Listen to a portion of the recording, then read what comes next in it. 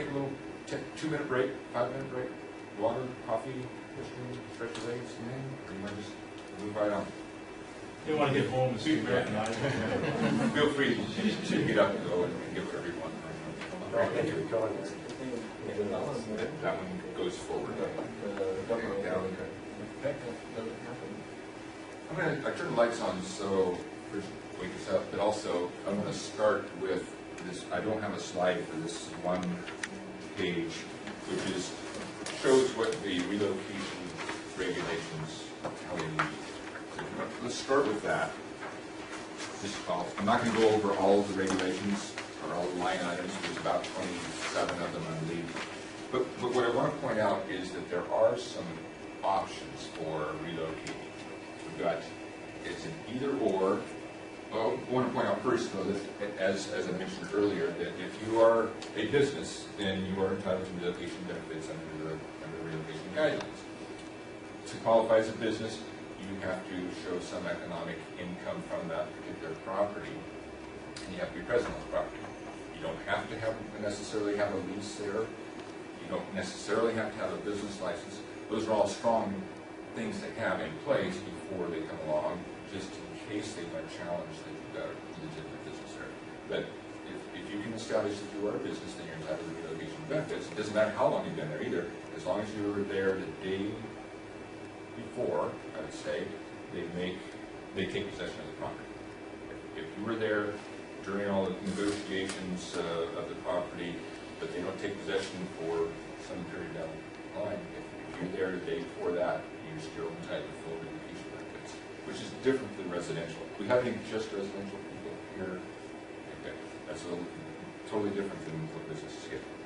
So now that you're, let's say you're eligible for relocation benefits, now you've got a choice. You can take what they call a fixed payment.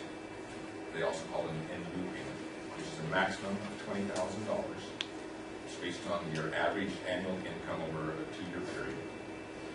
So it's up to $20,000. And when you take that, then you are no longer entitled to any other relocation benefits. They're done with you, and you still have to move your belongings off the property. But they don't owe you anything else. Which seldom have I ever used a fixed payment with a client. It has worked out a couple of occasions where that was a benefit to them. Typically, we go through the full relocation process, which is all these 27 items, which it starts with moving category.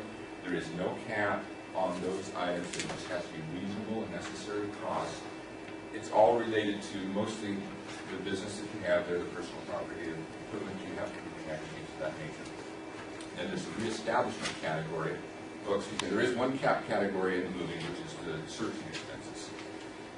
$2,500 for searching for a replacement property, or you might pay a lawyer to negotiate a lease for you, something like that, $2,500. The other category is reestablishment. It has a maximum of $10,000. They will never exceed that. No matter how much you argue or need, they won't exceed the $10,000. That goes for other areas. Increased rent, if you have to pay more rent at the new location, they'll pay the difference for up to a 2-year period or to the maximum of $10,000. And that $10,000 is going to be used in other places to other increased costs, maybe building some walls or making the place work for you again. Then there's another category that's fairly new in the last 5 years. It's related eligible expenses. And one of the key items that I like is professional services. That's where I fall in this category. You can get reimbursed for my fees for a lot of the work that I do for you in that category. And then connection to available utilities nearby. That could be $100,000 sometimes if you decide you want to buy a property that doesn't have utilities on it. You can get utilities brought in. They may argue. And most everything I say tonight is arguable, but we argue back. We use their regulations to create our arguments if necessary to get you reimbursed for your relocation or for your relocation costs. And then we have the right to appeal as well, any decision that they make that you don't agree with. So